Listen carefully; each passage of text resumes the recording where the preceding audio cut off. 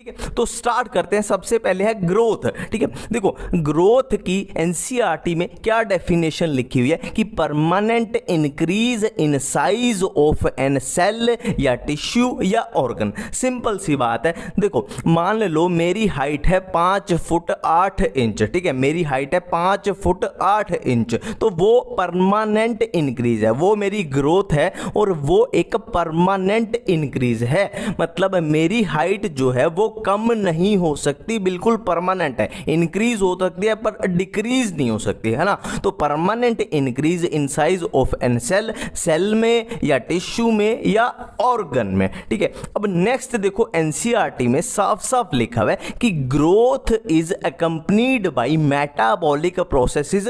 कौन सी होती है metabolic processes? Anabolic process, catabolic process, है ना। तो सिंपल सी बात है, देखो बॉडी में मेटाबॉलिक प्रोसेस जैसे कि एनाबॉलिक या कैटाबॉलिक प्रोसेस होंगी, तो वही तो सारा सिस्टम बॉडी में कर रही है ना, वही तो ग्रोथ करवाएंगी, है ना। और इन प्रोसेस में एनाबॉलिक या कैटाबॉलिक प्रोसेस में किसका यूज होता है? एनर्जी का यूज होता है। एनसीईआरटी में साफ साफ लिखा हुआ है, बिल्कुल सिंपल सी बातें हैं। ठीक है, अब नेक्स्ट देखो हम कौन सी यूनिट पढ़ रहे हैं? हम पढ़ रहे हैं प्लांट फिजियो, है ना। हम कौन सी यूनिट पढ़ रहे हैं? अभी प्लांट फिजियो ही तो पढ़ रहे हैं। तो सिंपल सी बात है, हमें यहाँ पे करनी है प्लांट्स की ग्रोथ की बात करनी है। ठीक है, एनिमल्स की ग्रोथ तो पढ़ेंगे नहीं प्लांट फिजियो में, कौन सी करेंगे? Growth in plants. ठीक है, तो हमने लिविंग वर्ल्ड चैप्टर में भी किया था कि प्लांट्स में जो ग्रोथ होती है वो पूरी जिंदगी होती है, unlimited growth through out life, है ना। हमने बात की थी कि एनिमल्स में जो ग्रोथ होती है वो एक सर्टेन एज तक होती है, बट प्लांट्स में जो ग्रोथ होती है वो अनलिमिटेड होती है, पूरी जिंदगी होती है ना। और क्यों होती है? इसका कारण क्या है? इसका रीजन क्या है? क्योंकि प्लांट में सर्टेन लोकेशन पे क्या प्रेजेंट होता है? मेरिस्टम प्रेजेंट होता है, और इसी मेरिस्टम की वजह से प्लांट में अनलिमिटेड ग्रोथ होती है, थ्रू आउट लाइफ ग्रोथ होती है। ठीक है, देखो एक सिंपल सा फंडा बना लो, जहां भी ये वर्ड आ जाए ना मेरिस्टम, उसका मतलब है सेल क्या है? बहुत ज्यादा डिवाइड कर रही है ना। मेरिस्टम वर्ड आते ही हमारे माइंड में स्ट्राइक करना चाहिए कि मेरिस्टम मतलब डिवाइडिंग सेल, बात इतनी खत्म है। ठीक है, अब देखो इस टाइप की ग्रोथ को क्या बोलते हैं? ओपन फॉर्म ऑफ ग्रोथ बोलते हैं, है ना। सिंपल सी बात है, कॉमन सेंस की बात है। ओपन फॉर्म मतलब पूरी जिंदगी जो ग्रोथ ओपन है पूरी, है ना। ऐसे याद रखना इसको कि पूरी जिंदगी अगर ग्रोथ ओपन है, थ्रू आउट लाइफ है, तो हो जाएगी क्या? Open form of growth.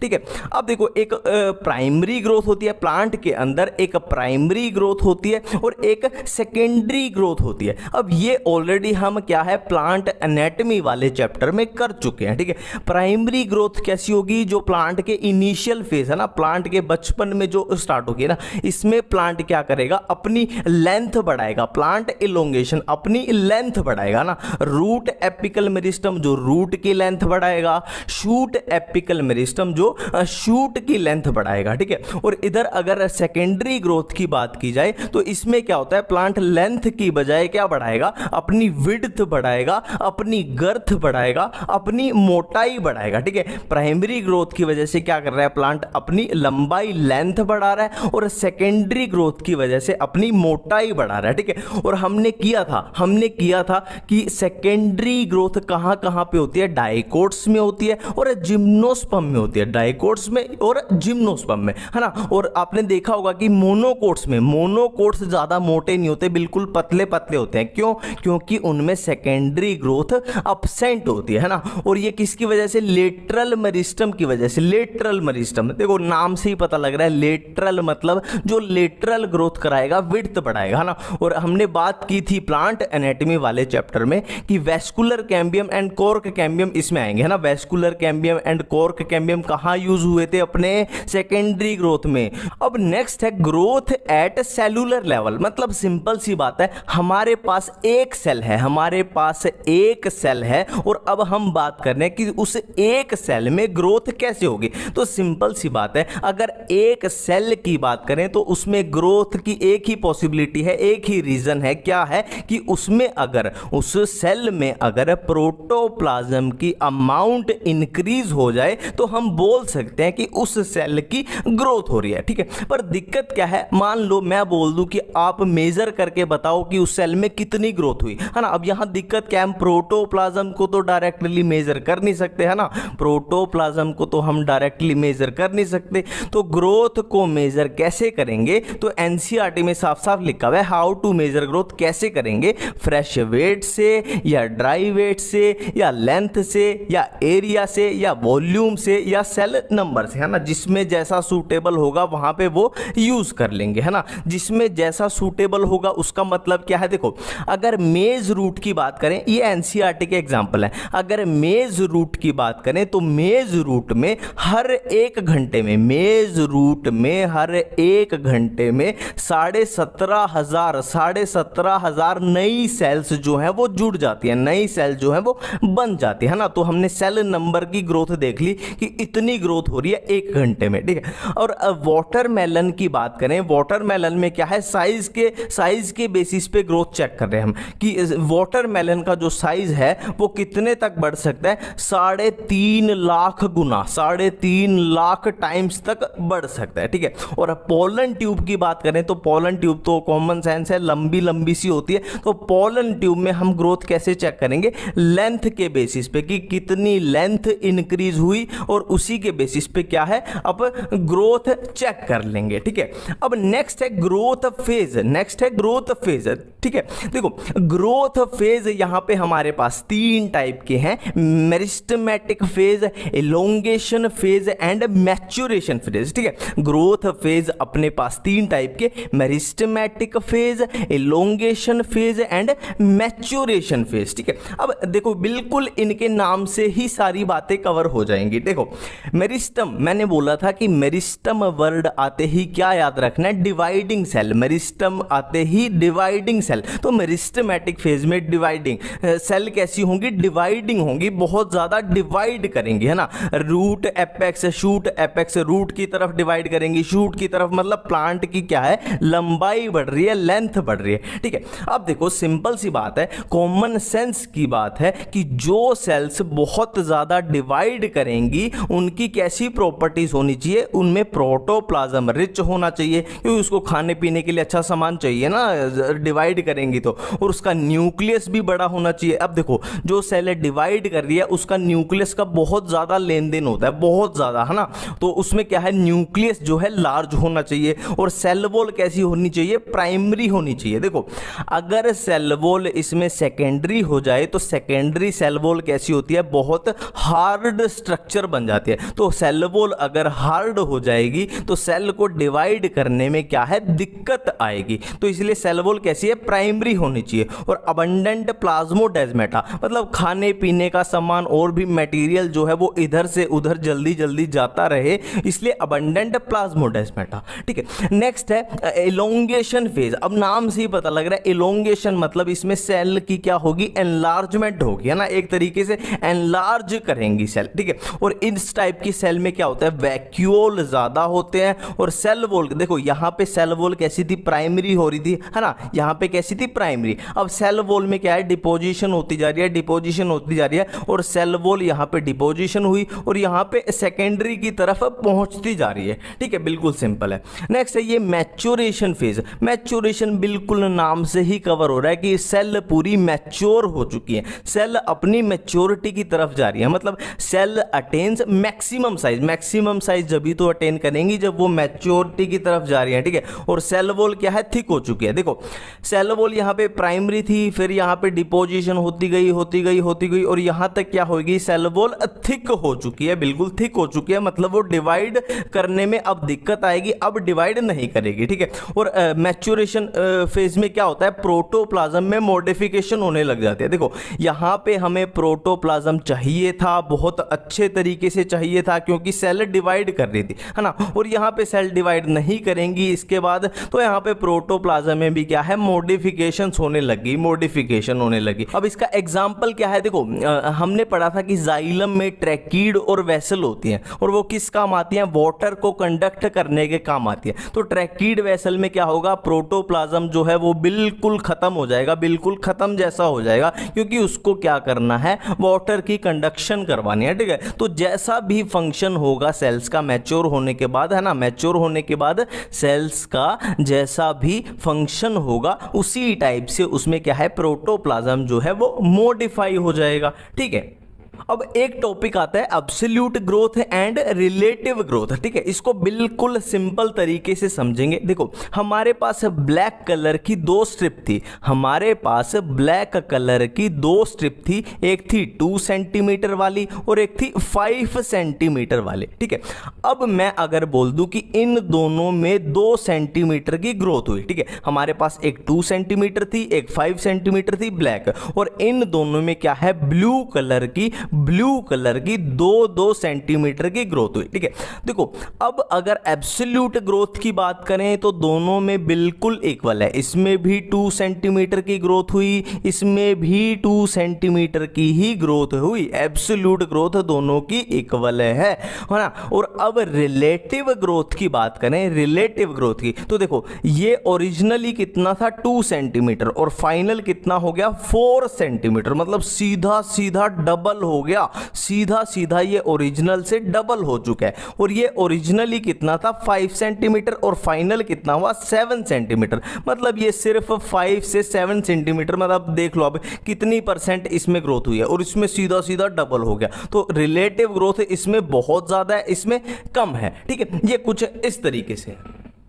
अब नेक्स्ट देखो 3 वर्ड आते हैं, differentiation, D differentiation and re differentiation. हम बिना बात पे इनमें कंफ्यूज होते रहते हैं कि क्या था, क्यों था, कैसे था। ठीक है, एक सिंपल सा देसी मेथड लगाएंगे और अपनी सारी कंफ्यूजन दूर। ठीक है, देखो ये एक छोटा सा बच्चा था, ये बिल्कुल एक छोटा सा बच्चा है। ठीक है, अब छोटा सा बच्चा क्या करेगा, ग्रो करेगा, उसमें सेल्स को जो होंगी वो डिवाइड करेंगी, है ना, वो ग्रो करेगा। ठीक है, और वो ये बड़ा हो गया, अब वो बड़ा हो गया था। ठीक है, अब देखो वो बड़ा होगा तो वो कुछ तो बनेगा ना, इंजीनियर बनेगा या डॉक्टर बनेगा या पायलट बनेगा या क्रिकेटर बनेगा, वो कुछ तो करेगा ना। ठीक है, तो देखो सेल ने ग्रो किया, अब वो मैक्सिमम ग्रो कर चुकी है, और अब वो एक पर्टिकुलर फंक्शन के लिए, फॉर एग्जांपल ये इंसान अब क्या है, ये बड़ा हो चुका है, अब ये या तो फॉर एग्जांपल ये इंजीनियरिंग करेगा, तो ये इंजीनियरिंग इसका पर्टिकुलर फंक्शन है। अब ये एक पर्टिकुलर फंक्शन के लिए डिफरेंशिएट हो चुका है, ये डिफरेंशिएट हो चुका है, अब ये फर्दर ग्रो नहीं करेगा, बिल्कुल क्लियर है। ठीक है, तो एक पर्टिकुलर फंक्शन के लिए देखो सेल ग्रो की और एक पर्टिकुलर फंक्शन के लिए डिफरेंशिएट हो गई, तो उसको क्या बोलते हैं, डिफरेंशिएशन, उसको क्या बोलते हैं, डिफरेंशिएशन। अब ये अपनी इंजीनियरिंग कर रहा है, 1 साल हो गए, 2 साल हो गए, 3 साल हो गए, 4 साल हो गए, 5 साल हो गए, ये अपनी इंजीनियरिंग जो है वो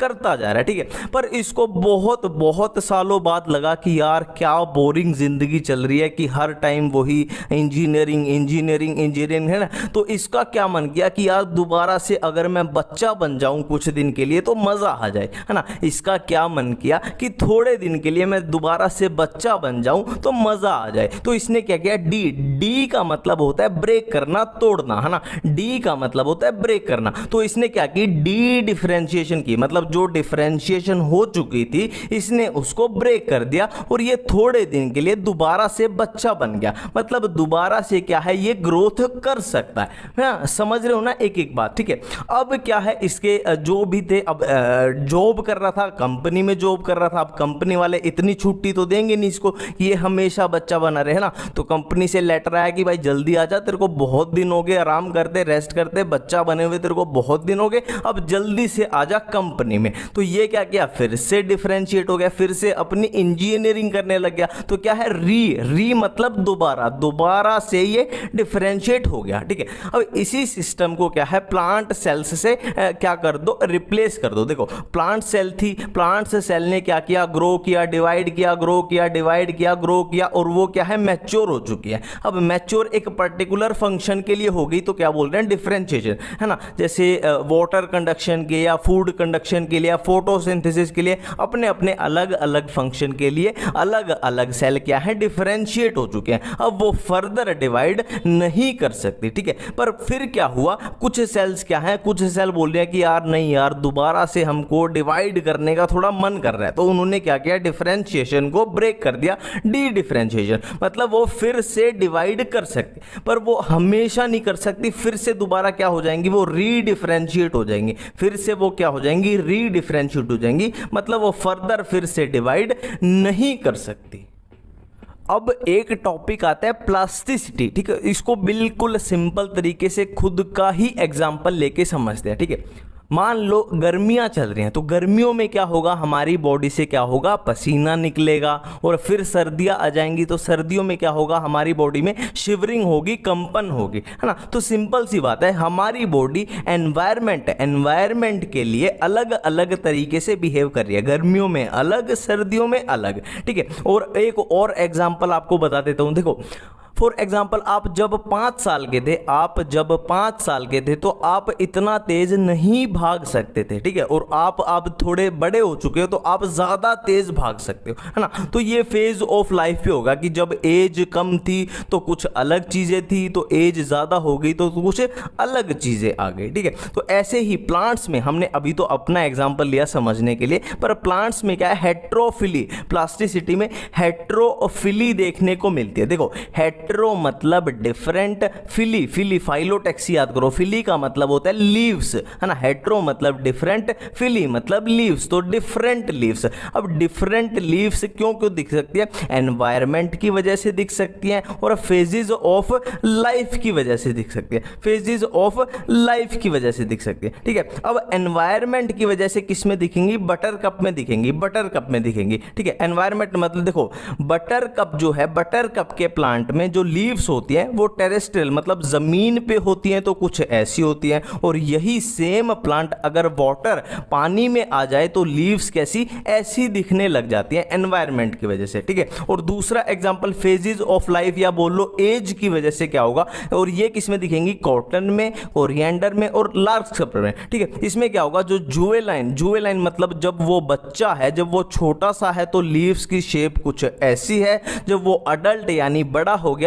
तो लीव्स की शेप क्या है, चेंज हो गई, है ना। सिंपल सी वही है कि एनवायरमेंट की वजह से लीव्स अलग अलग तरीके की दिखती है, हेट्रोफिली, और फेजेस ऑफ लाइफ की वजह से भी लीव अलग अलग से दिख रही है, ठीक है। एनवायरमेंट में एग्जांपल क्या है, बटर कप, और फेजेस ऑफ लाइफ में क्या है, कॉटन, कोरिएंडर, लार्कस्पर।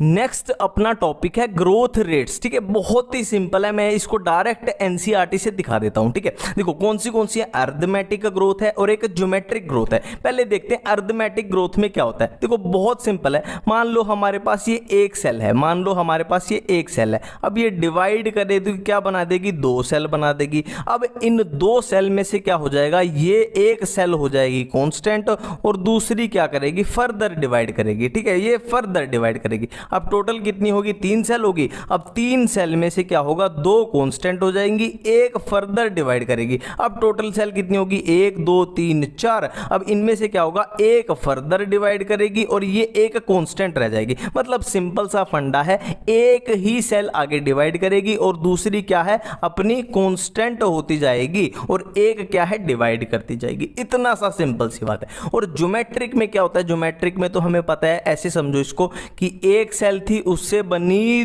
2, और 2 से इधर क्या बनी, इसने 2 बना दी, इसने 2 बना दी, और फिर इसने 2, इसने 2, इसने 2, इसने 2, है ना। मतलब 1 से 2, 2 से 4, 4 से 8, 8 से 16, 16 से 32, 32 से 64, ऐसे ऐसे ऐसे ज्योमेट्रिक, मतलब ये फिर एक्सपोनेंशियली हो जाएगी ना, बहुत जल्दी बहुत ज्यादा ग्रोथ होगी। अब देखो अरिथमेटिक ग्रोथ का ये ग्राफ देख लेते हैं, ठीक है। देखो ये टाइम इधर बढ़ता जा रहा है और इधर हाइट ऑफ प्लांट, एक तरीके से ग्रोथ इधर होती जा रही है, ठीक है। अब यहां पे इस पॉइंट पे क्या है, ये जो हाइट है ये 0 टाइम पे है, ये जो प्लांट की हाइट है ये 0 टाइम है। फिर क्या है, एक तरीके से लीनियर, जो प्लांट की हाइट है वो टाइम के साथ एक तरीके से लीनियर रिलेशनशिप शो करती जा रही है, लीनियर नहीं बढ़ती जा रही है, यानी ये अरिथमेटिक ग्रोथ है ना। मतलब एक्सपोनेंशियली चीजें नहीं चल रही, लीनियर चल रही है, ठीक है।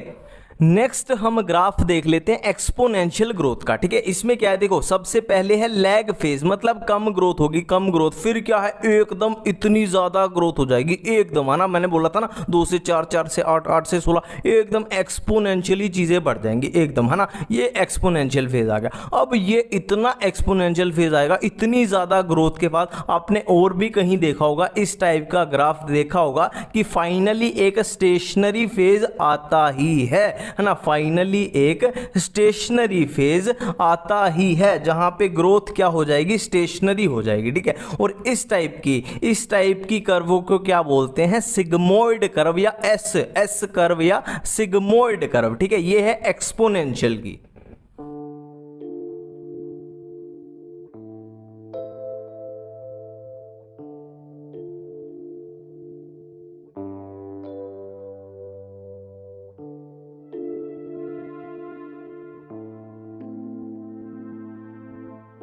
क्रिसमस पर आदित्य ने सेलिना को रोज का फ्लावर दिया।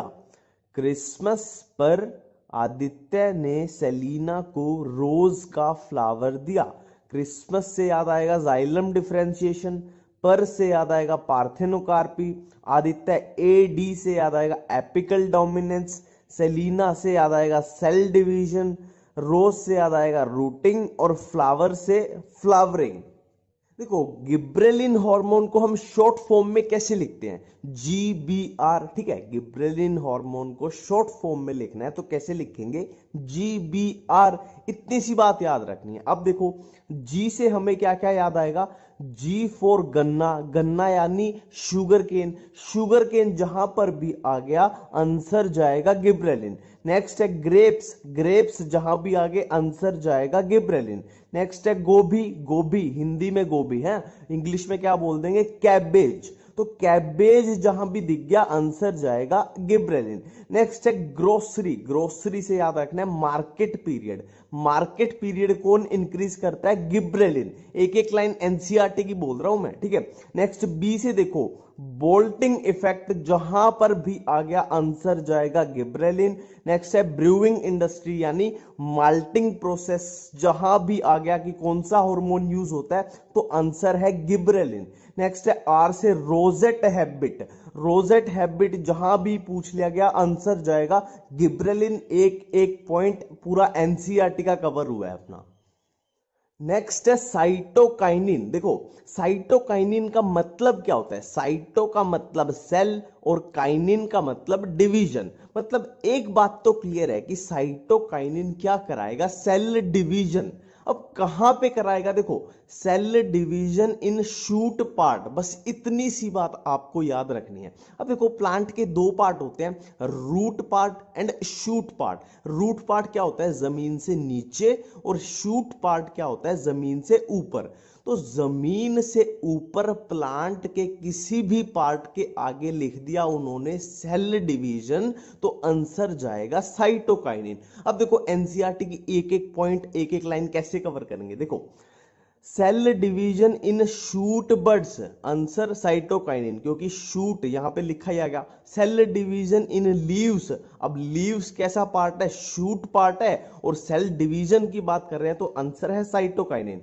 Cell division in lateral shoots, अब यहां पे ऑलरेडी आ गया शूट्स आ गया, तो आंसर जाएगा cytokinin. Cell division in fruits, fruits भी कैसा पार्ट है, शूट, मतलब जमीन से ऊपर का पार्ट है, और सेल डिवीजन हो रही है तो आंसर जाएगा cytokinin. Cell division in chloroplast, chloroplast भी शूट, जमीन से ऊपर का पार्ट है, और क्या हो रही है, सेल डिवीजन हो रही है, तो आंसर जाएगा cytokinin. Cell division in adventitious shoot, फिर से शूट आ गया और सेल डिवीजन हो रही है तो आंसर जाएगा साइटोकाइनिन। अब ये एक इंपॉर्टेंट लास्ट याद रख लेना, लीफ सेनेसेंस, लीफ की सेनेसेंस, स्पेशली सेनेसेंस में स्पेशली लीफ की पूछ ली जाए तो लीफ कैसा पार्ट है, शूट का पार्ट है, तो आंसर जाएगा साइटोकाइनिन। लीफ सेनेसेंस पे स्टार लगा लेना, इसको अलग से याद रख लेना। नेक्स्ट देखो अब्सिसिक एसिड यानी ABA, इसके फंक्शन को कैसे याद रखें। देखो जब भी घर के बाहर लड़ाई होती है या घर के बाहर बोल लो दंगे चल रहे हैं, तो घर के दरवाजे कौन बंद करता है? घर के दरवाजे बंद करता है अब्बा, है ना, सेफ्टी के लिए, बच्चों की सेफ्टी के लिए अब्बा, अब्बा यानी फादर, जो अब्बा होते हैं वो घर के दरवाजे बंद कर लेते हैं। ABA closes doors in stress, stress यानी घर के बाहर तनाव का माहौल चल रहा है, तो अब्बा ने क्या किया, दरवाजे बंद कर लिए। तो सेम देखो, सेम इसी लाइन को चिपका देना है। डोर्स, डोर्स कैसे दिखते हैं? स्टोमेटा जैसे। जो स्टोमेटा होता है वो आपने देखा होगा डायग्राम में, वो दरवाजे जैसे ही तो होते हैं। तो ABA से हमें याद आएगा abscisic acid closes stomata in stress. Abscisic acid क्या करता है? स्टोमेटा को क्लोज करता है स्ट्रेस के माहौल में। और एक इसमें आगे ये भी याद रख लेना कि ABA is equal to AGA। ABA यानी अब्सिसिक एसिड और AGA यानी एंटी गिबरेलिक एसिड। जो ABA होता है वो एंटी गिबरेलिक एसिड होता है। लास्ट है इथाइलिन। अब देखो, इसको आप FM करके भी याद रख सकते हो, पर EMF ज्यादा सही रहेगा क्योंकि उसमें इथाइलिन भी कवर हो जाता है। EMF यानी इलेक्ट्रोमोटिव फोर्स, जो आपने पढ़ा होगा बायो में यार। EMF यानी इलेक्ट्रोमोटिव फोर्स। E से याद आएगा इथाइलिन, M से मोटा, F से फ्लावरिंग, फ्रूट मैच्योरेशन, फीमेलनेस। अब ये मोटा समझा देता हूं। मोटा मतलब लेटरल ग्रोथ, ये लेटरल ग्रोथ कराता है, वर्टिकल नहीं कराता, मतलब हॉरिजॉन्टल ग्रोथ कराता है ना।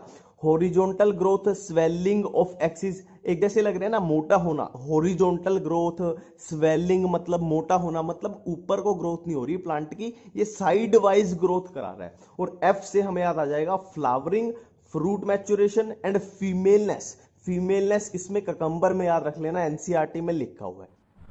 अब देखो, मैं आपको एक कॉमन सेंस की चीज़ बताता हूँ, ठीक है। देखो, जो एब्सिशन एंड सीनेसेंस हैं वो प्लांट के लिए हार्मफुल हैं, वो प्लांट के लिए हार्मफुल हैं। तो जो PGR प्रमोटर होते हैं जैसे ऑक्सिन, गिबरेलिन, साइटोकाइनिन, वो क्या करेंगे, हार्मफुल चीज़ों को रोकेंगे, मतलब इनहिबिट करेंगे इनको, ठीक है। और जो इनहिबिटर हैं जैसे कि ABA, इथाइलिन, वो क्या करेंगे, हार्मफुल चीज़ों को बढ़ावा देंगे, एक तरीके से एब्सिशन एंड सीनेसेंस को बढ़ावा देंगे।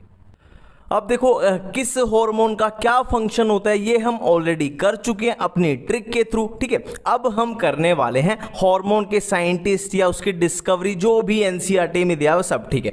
अब 1 बाय 1 करेंगे। सबसे पहले ऑक्सिन, ठीक है। ऑक्सिन की डिस्कवरी कैसे हुई? देखो, Charles Darwin and Francis Darwin ने कैनरी ग्रास के कोलियोप्टाइल में कुछ ऑब्जर्व किया। मैं रिपीट करता हूं, Charles Darwin and Francis Darwin ने कैनरी ग्रास के कोलियोप्टाइल में कुछ ऑब्जर्व किया। अब ऑब्जर्व क्या किया? देखो, ये है अपना कोलियोप्टाइल, ये है अपना कोलियोप्टाइल, और इधर से क्या आ रही है, सनलाइट आ रही है। इस डायरेक्शन से क्या आ रही है, सनलाइट आ रही है। अब देखो, जिस डायरेक्शन से सनलाइट आई उसके ठीक ऑपोजिट डायरेक्शन, उसके ठीक ऑपोजिट डायरेक्शन में किसकी फॉर्मेशन होती है? ऑक्सिन की फॉर्मेशन होती है, ऑक्सिन की, है ना।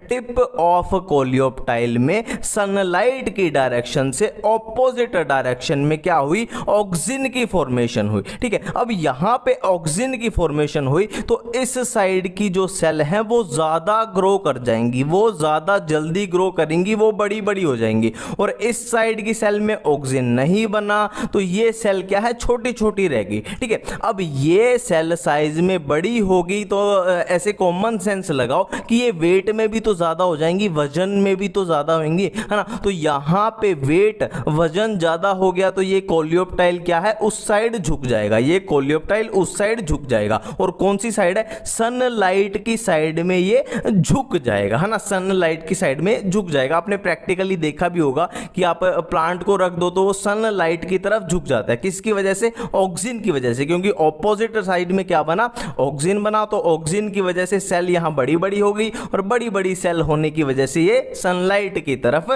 झुक जाता है, ठीक है। अब एनसीईआरटी में एक लाइन लिखी गई है कि auxin is isolated from, auxin कहां से आइसोलेट या कोलियोप्टाइल ऑफ ओट सीडलिंग, ठीक है। ऑक्सिन कहां से आइसोलेट हुआ, कोलियोप्टाइल ऑफ ओट सीडलिंग, और किसने किया, एफडब्ल्यू वेंट ने किया, ठीक है। एफडब्ल्यू वेंट ने कोलियोप्टाइल ऑफ ओट सीडलिंग से ऑक्सिन को आइसोलेट किया। ये एनसीईआरटी की लाइन है। अब देखो एनसीईआरटी में आगे एक लाइन लिखी हुई है कि auxin was first isolated from human urine, ठीक है। अब आप यहां पे पक्का कंफ्यूज होने वाले हो कि यहां पे भी ऑक्सिन आइसोलेट हुआ, यहां पे भी आइसोलेट हुआ, ठीक है। अब यहां पे फर्क समझो, ह्यूमन यूरिन कहां से मिला है, एनिमल से, मतलब यहां ऑक्सिन कहां से मिला है, एनिमल से मिला है, और यहां कहां से, प्लांट से। तो हम क्या पढ़ रहे हैं, प्लांट ग्रोथ वाला चैप्टर पढ़ रहे हैं, है ना, प्लांट ग्रोथ। तो ये फर्क समझो, ये फर्स्ट आइसोलेट ये एनिमल से हुआ है, ठीक है। और यहां किससे आइसोलेट किया, एफडब्ल्यू वेंट ने एक प्लांट से आइसोलेट किया, ठीक है। और ये एनसीईआरटी की लाइन है कि ऑक्सिन जो है वो एग्रीकल्चर और हॉर्टिकल्चर में बहुत एक्सटेंसिवली यूज होता है, बहुत अच्छा यूज किया जाता है एग्रीकल्चर में, हॉर्टिकल्चर में, ठीक है। ये अपना क्लियर है, ठीक है। अब नेक्स्ट देखो, नेक्स्ट एनसीईआरटी में दिया हुआ है नेचुरल ऑक्सिन और ये सिंथेटिक ऑक्सिन। नेचुरल कौन से IAA यानी इंडोल एसिटिक एसिड और IBA यानी इंडोल ब्यूटाइरिक एसिड, ये दो क्या है, नेचुरल ऑक्सिन है। और सिंथेटिक ऑक्सिन के एग्जांपल क्या है, NAA यानी नेप्थलीन एसिटिक एसिड और 2,4-D यानी 2,4 डाइक्लोरोफिनॉक्सी एसिटिक, डाइक्लोरोफिनॉक्सी एसिटिक। बिल्कुल क्लियर है, बिल्कुल क्लियर है। ऑक्सिन की डिस्कवरियां यहां पे खत्म हुई। नेक्स्ट हम चलते हैं अपने गिबरेलिन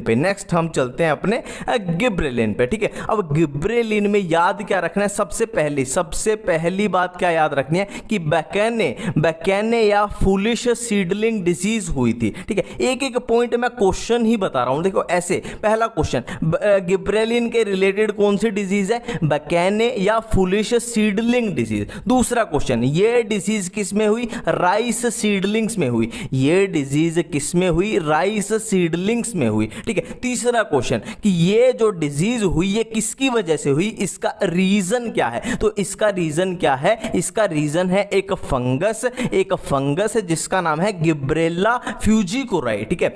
देखो फिर से रिपीट करता हूं, गिब्रेलिन के रिलेटेड हम डायरेक्ट क्वेश्चन कर रहे हैं कि गिब्रेलिन के रिलेटेड एक डिजीज थी, कौन सी, बैकेने या फूलिश सीडलिंग डिजीज। अब ये डिजीज किस में होती थी, राइस सीडलिंग्स में होती थी, राइस सीडलिंग्स पे, ठीक है। और किसकी वजह से होती थी, एक फंगस की वजह से जिसका नाम है गिब्रेला फ्यूजिकोराई, ठीक है। और नेक्स्ट क्वेश्चन क्या है कि गिब्रेलिन के रिलेटेड एक साइंटिस्ट है जिसका नाम है ई कुरोसावा, ठीक है। ई कुरोसावा ये साइंटिस्ट है गिब्रेलिन के रिलेटेड। एक डायरेक्ट क्वेश्चन कर रहे हैं, ठीक है। और एक्टिव सब्सटेंस क्या है, देखो ये जब डिजीज, इस साइंटिस्ट ने इस डिजीज को ऑब्जर्व किया तो इसमें एक्टिव सब्सटेंस जो डिजीज कॉज कर रहा था वो कौन सा था, गिब्रेलिक एसिड, गिब्रेलिक एसिड, ठीक है। अब नेक्स्ट देखो गिब्रेलिन के बारे में, देखो there are more than 100 gibberellin. देखो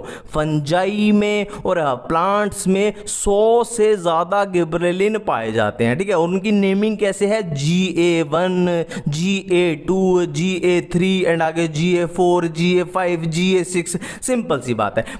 बट जो सबसे इंपॉर्टेंट है अपने लिए, है ना, वो क्या है, GA3 अपने लिए सबसे इंपॉर्टेंट है क्योंकि इसी को हम क्या बोलते हैं, गिब्रेलिक एसिड। याद रखना है कि GA3 जो है उसी को हम क्या बोलते हैं, गिब्रेलिक एसिड बोलते हैं, ठीक है। अब गिब्रेलिन अपना कंप्लीट है। अब बात की जा रही है किसके बारे में, साइटोकाइनिन के बारे में। साइटोकाइनिन की डिस्कवरी कैसे कैसे हुई, ठीक है। देखो बिल्कुल सिंपल भाषा में, बिल्कुल देसी तरीके से बात करेंगे, ठीक है। देखो, एक साइंटिस्ट था जिसका नाम था एफ स्कूग, एक साइंटिस्ट था जिसका नाम था एफ स्कूग। अब एफ स्कूग और उसके कोवर्कर ने टोबैको स्टेम में कुछ ऑब्जर्व किया, टोबैको की स्टेम में कुछ ऑब्जर्व किया। देखो, internodal segments of tobacco stems, उसको क्या बोलते हैं? कैलस बोलते हैं, ठीक है। टोबैको स्टेम के इंटरनोडल सेगमेंट्स को क्या बोलते हैं? कैलस बोलते हैं। अब कैलस क्या होता है? Mass of undifferentiated cell. देखो, अनडिफरेंशिएटेड का मतलब क्या है? ये फर्दर डिवाइड करेगा, मतलब अभी डिफरेंशिएट नहीं हुआ है, ये आगे डिवाइड करेगा, ठीक है। अब ऑब्जर्व क्या किया कि कैलस के अंदर जो डिवीजन होगी यानी प्रोलिफरेशन होगी वो खाली ऑक्सिन की वजह से नहीं हो रही है, ठीक है। मैं फिर से रिपीट कर रहा हूं, उन्होंने ऑब्जर्व क्या किया कि कैलस के अंदर जो प्रोलिफरेशन है या सेल डिवीजन है वो खाली ऑक्सिन के इफेक्ट से नहीं हो सकती। ऑक्सिन के साथ साथ क्या दिया जाना चाहिए? इन तीनों में से कुछ दिया जाना चाहिए। तीन क्या है? यीस्ट एक्सट्रैक्ट, कोकोनट मिल्क और DNA and vascular tissue extract, है ना। ऑक्सिन के साथ साथ इन तीनों में से भी कुछ दिया जाए तो कैलस में प्रोलिफरेशन या सेल्स की डिवीजन हो रही है, ठीक है। अब देखो नेक्स्ट, मिलर ने 1955 में ये सब देखा कि हाँ भाई यार कुछ तो हो रहा है, कुछ तो गड़बड़ है, ये क्या सिस्टम है ना, कि ऐसी कौन सी चीजें हैं जो सेल डिवीजन यानी साइटोकाइनेसिस में हेल्प कर लिए। तो उसने क्या किया? उसने एक साइटोकाइनेसिस मतलब सेल डिवीजन के प्रमोट करने वाला, सेल डिवीजन को प्रमोट करने वाला सब्सटेंस को क्या किया? एक तरीके से डिस्कवर किया, और उसका नाम क्या था? काइनेटिन। उसका नाम क्या था? काइनेटिन। देखो, काइनेसिस का मतलब होता है डिवीजन, साइटो मतलब साइटोप्लाज्म या सेल, बोलो कि सेल का डिवीजन, काइनेटिन मतलब डिवीजन करने वाले सब्सटेंस को उसने क्या किया? आइसोलेट किया, एक तरीके से आइसोलेट किया, ठीक है। प्लांट में साइटोकाइनेसिस जैसी एक्टिविटी दिखाने वाला प्लांट में कौन सा मिला? जिएटिन मिला। प्लांट में जो नेचुरली पाया जाता है जिएटिन, और कहां से मिला? कॉर्न कर्नल्स और कोकोनट मिल्क। अब ये दोनों क्या है? प्लांट है, तो प्लांट से पहला नेचुरली साइटोकाइनेसिस जैसी प्रॉपर्टी, साइटोकाइनेसिस को प्रमोट करने वाला कौन मिला? जिएटिन मिला, ठीक है। बिल्कुल क्लियर है, ठीक है। अब नेक्स्ट हम चलते हैं ABA यानी अब्सिसिक एसिड में। देखो, उसमें लिखा हुआ है साफ साफ कि मिड 1960s में क्या हुआ? 3 इंडिपेंडेंट रिसर्च चल रही थी ना, 3 अलग अलग रिसर्च चल रही थी, और 3 रिसर्च में हमें 3 चीजें मिली। क्या? Inhibitor B, abscisin 2 and dormin. Inhibitor B, abscisin 2 and dormin. अब लेटर बाद में पता चला कि इन तीनों का जो फंक्शन है लगभग सेम है, ये लगभग तीनों आइडेंटिकल है ना, आइडेंटिकल है। तो यहां से ABA की डिस्कवरी के बारे में ऐसा कुछ हुआ था, इतना कुछ लिखा हुआ है, ठीक है। अब बात करते हैं इथाइलिन के बारे में। देखो, इथाइलिन का तो सिंपल सा फंडा होता है कि मैं खुद पका हुआ हूं, मैं औरों को भी पकाऊंगा, है ना। सिंपल सा फंडा है इथाइलिन में कि मैं खुद पका हुआ हूं और मैं औरों को भी पका दूंगा, ठीक है। तो एक साइंटिस्ट है जिसका नाम है H.H. कजिन्स ने क्या कंफर्म किया कि राइपन्ड ऑरेंज मतलब पके हुए ऑरेंज से एक वोलेटाइल सब्सटेंस निकलता है जो कच्चे अनराइपन्ड बनाना को पका सकता है, मतलब राइप कर सकता है। सिंपल सी बात है, राइपन्ड ऑरेंज मतलब मैं पका हुआ हूं, मैं औरों को भी पका दूंगा, अनराइपन्ड बनाना को भी मैं पका दूंगा। अब एक टॉपिक आता है फोटो पीरियोडिज्म, ठीक है। देखो, फोटो का मतलब क्या होता है? लाइट, और पीरियोडिज्म मतलब पीरियड, मतलब लाइट कितने टाइम के लिए मिल रही है, कुछ ऐसा इसका लेना देना है, ठीक है। अब देखो, फोटो पीरियोडिज्म का सीधा सीधा इफेक्ट किस पे होता है? फ्लावरिंग के ऊपर, की फ्लावरिंग कितनी जल्दी हुई, कितनी लेट हुई, कितनी अच्छी हुई, ठीक है। अब देखो, हमने एक परसेप्शन बना रखी है कि हम फोटोसिंथेसिस वाले चैप्टर में भी पढ़ते हैं कि प्लांट को, हमें बचपन से पता है कि प्लांट को खाना बनाने के लिए क्या चाहिए, लाइट चाहिए। तो हमने एक परसेप्शन बना ली कि प्लांट का लेना देना सिर्फ और सिर्फ लाइट पीरियड के साथ होता है, पर यह बिल्कुल गलत है। प्लांट के ऊपर डार्क पीरियड का भी इफेक्ट पड़ता है, ठीक है। मैं फिर से रिपीट करने जा रहा हूं कि प्लांट के ऊपर, प्लांट जो फ्लावरिंग करेगा है ना, उस पर लाइट पीरियड का भी फर्क पड़ता है प्लस डार्क पीरियड का भी फर्क पड़ता है ना। और हमने परसेप्शन क्या बना रखी है कि डार्क पीरियड का तो क्या ही लेना देना है, सिर्फ और सिर्फ लाइट का लेना देना होता है, पर दोनों का फर्क पड़ता है। दोनों का कैसे फर्क पड़ता है, दियर रिलेटिव ड्यूरेशन की लाइट कैसे मिल रही है, डार्क कैसे मिल रही है, इनकी आपस में रिलेटिव ड्यूरेशन कैसी है, उसका सीधा सीधा फर्क पड़ता है प्लांट के ऊपर, ठीक है। अब देखो ये प्लांट अपने पास 3 टाइप के आगे, कैसे कैसे आगे, देखो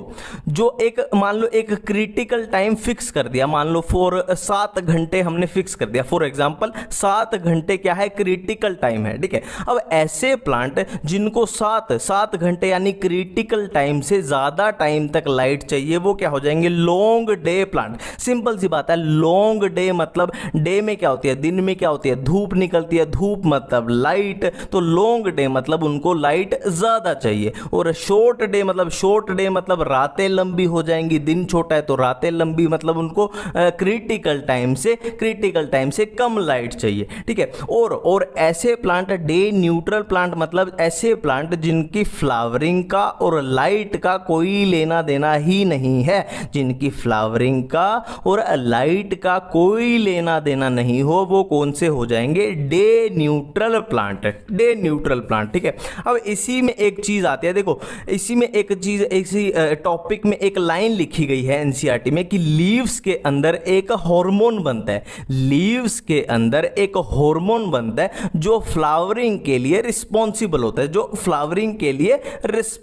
होता है, नेक्स्ट टॉपिक है वर्नेलाइजेशन बहुत सिंपल है। देखो फ्लावरिंग के ऊपर लो टेम्परेचर का इफेक्ट, मैं फिर से रिपीट करता हूं कि फ्लावरिंग के ऊपर लो टेम्परेचर के इफेक्ट को क्या बोलते हैं, वर्नेलाइजेशन बोलते हैं। अब फ्लावरिंग को ये कैसे इफेक्ट करेगा, क्वालिटेटिवली भी कर सकता है एंड क्वांटिटेटिवली, मतलब क्वालिटेटिव मतलब किस क्वालिटी के फ्लावर आएंगे, कितने मोटे आएंगे, कितने कलरफुल आएंगे, कितना अच्छा उनका कलर होगा, है ना, मतलब फ्लावर की क्वालिटी को भी इफेक्ट करेगा और क्वांटिटी को भी, मतलब कितने ज्यादा फ्लावर आएंगे, कितने कम फ्लावर आएंगे, क्वांटिटेटिवली, ठीक है। अब इसके एग्जांपल क्या दिए मैं अपनी एनसीईआरटी में, winter varieties of wheat, barley and rye, ठीक है। और बायनियल प्लांट्स कौन से, sugar beet, cabbage, carrot. Biennial plant क्या होते हैं, देखो बाय मतलब दो साल में क्या हो जाएगी, उनकी डेथ हो जाएगी, तो 2 साल ही जी पाएंगे, ठीक है, वो होते हैं अपने बाइनियल प्लांट। नेक्स्ट है सीड डोरमेंसी, इस चैप्टर का लास्ट टॉपिक है सीड डोरमेंसी मतलब सिंपल सी बात है, सीड जो है वो सो गया, सीड जो है वो जर्मिनेट नहीं कर रहा, वो एक तरीके से छुप के सो चुका है, ठीक है। Some seeds fails to germinate, देखो some seeds fails to germinate even when external condition are favourable, मतलब बाहर की जो कंडीशन है, मतलब हवा पानी भी उसका आप अच्छा दे रहे हो, है ना, बहुत अच्छी खाद भी दे रहे हो, पर फिर भी वो जर्मिनेट नहीं कर रहा है क्योंकि वो डोरमेंट हो चुका है, सीड सो चुका है, ठीक है। अब इसके रीजन क्या हो सकते हैं, हार्ड सीड कोट, है ना, सीड कोट अगर बहुत हार्ड हो जाए तो वो क्या है, अंदर से जो एम्ब्रियो अपना है वो बाहर आ ही नहीं पा रहा, ग्रो कर ही नहीं पा रहा, जर्मिनेट हो ही नहीं पा रहा, ठीक है। नेक्स्ट है कि क्या है, प्रेजेंस ऑफ केमिकल्स इनहिबिटर, अगर सीड के अंदर केमिकल्स इनहिबिटर्स प्रेजेंट हो तो क्या हो जाएगा, सीड डोरमेंट हो सकता है। कौन से chemical inhibitors, abscisic acids, phenolic acids, para ascorbic acid, ऐसे, ठीक है। अब बात करेंगे कि इस सीड डोरमेंसी को ठीक करने का क्या तरीका है, ठीक है। तो ये नेचुरल तरीके से भी ठीक हो सकती है और मैन मेड मतलब हम आर्टिफिशियली भी कर सकते हैं, है ना। अब देखते हैं कि क्या क्या दिया हुआ है, seeds can be broken by mechanical observation using knifes, sand paper, मतलब मतलब उसको आप मैकेनिकली उसको फोर्स लगा के उसका क्या कर रहे हो, उसको एक तरीके से तोड़ रहे हो कि वो बाहर जर्मिनेट कर जाए, ठीक है। विग्रस शेकिंग, बहुत तेजी से उसको किसी मशीन में डाल के हिला दिया कि उसका सीड कोट थोड़ा टूट जाए और वो बाहर निकला है, ठीक है। और नेचुरली कैसे, माइक्रोबियल एक्शन, मान लो बैक्टीरिया फंजाई उस पर एक्ट करेंगे तो सीड कोट को वो एक तरीके से क्या मान लो कि तोड़ देंगे, है ना, और वो जर्मिनेट हो जाएगा। और through digestive track of animal, की एनिमल के डाइजेस्टिव ट्रैक में क्या होगा, डाइजेस्टिव एंजाइम्स होंगे। अब वो एंजाइम्स अगर सीड कोट को क्या कमजोर कर दें तो भी जर्मिनेट आगे हो सकता है वो, ठीक है। नेक्स्ट क्या है, इनहिबिटरी। अब जो देखो ये तो अभी तक हमने किए सीड कोट पे अटैक कर रहे हैं, अब ये इन केमिकल्स पे कैसे अटैक करें, इन केमिकल्स पे कैसे अटैक करें, इनको रिमूव किया जा सकता है कैसे, चिलिंग कंडीशन, है ना। चिलिंग कंडीशन मतलब